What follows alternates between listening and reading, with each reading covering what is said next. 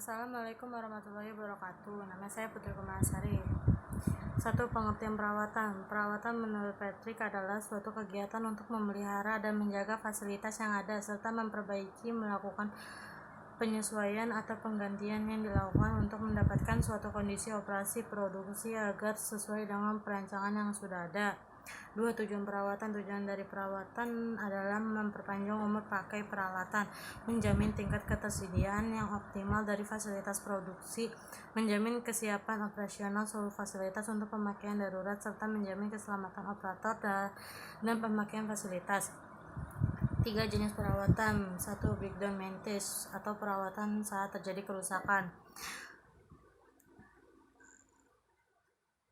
Adalah perawatan yang dilakukan ketika sudah terjadi kerusakan pada mesin atau peralatan kerja sehingga mesin tersebut tidak dapat beroperasi secara normal atau terhentinya operasional secara total dalam kondisi mendadak.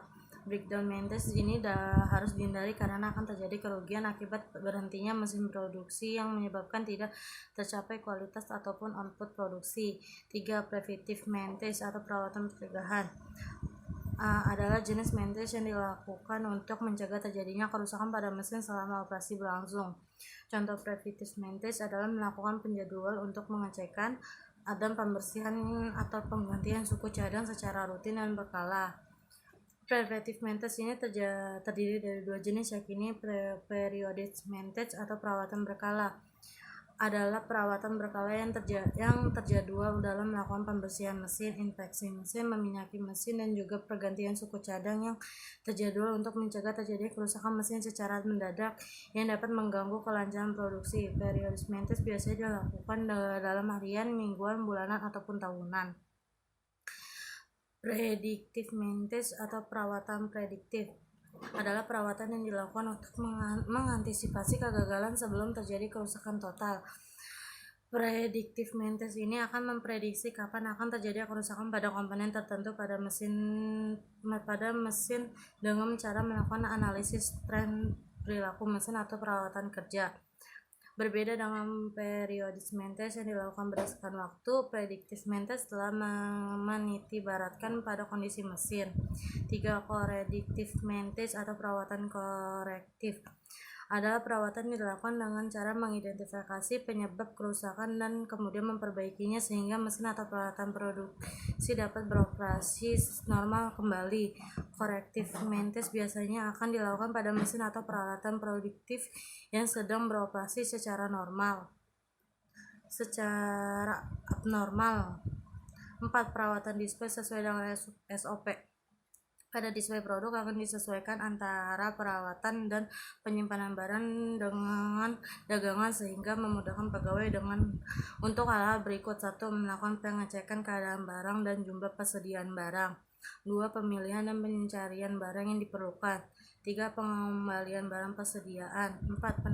Penataan barang persediaan. 5. Memelihara barang secara baik.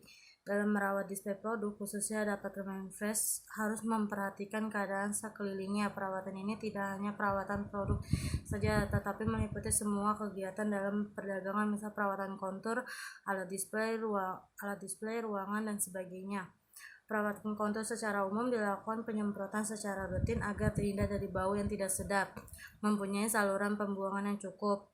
Ruang display, ruang produksi, dan ruang penyimpanan secara rutin dibersihkan setiap hari. Dapat menggunakan deterjen atau disinfektan. Tersedianya tempat sampah. Merawat display produk agar rapi dan bersih. Cara menyimpan dan mengamankan barang dagangan adalah sebagai berikut.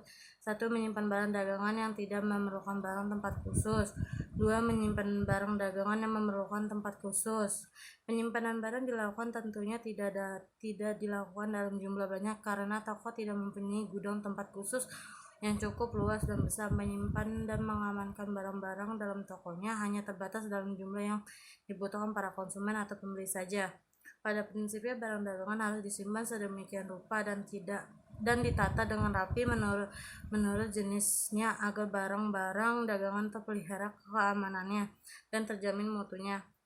Barang-barang sebelum dijual kembali terlebih dahulu disimpan dan diamankan di dalam 1. Lemari khusus. 2. Gudang khusus milik toko sendiri. 3. Ruang toko. Cukup sekian video dari saya. Assalamualaikum warahmatullahi wabarakatuh.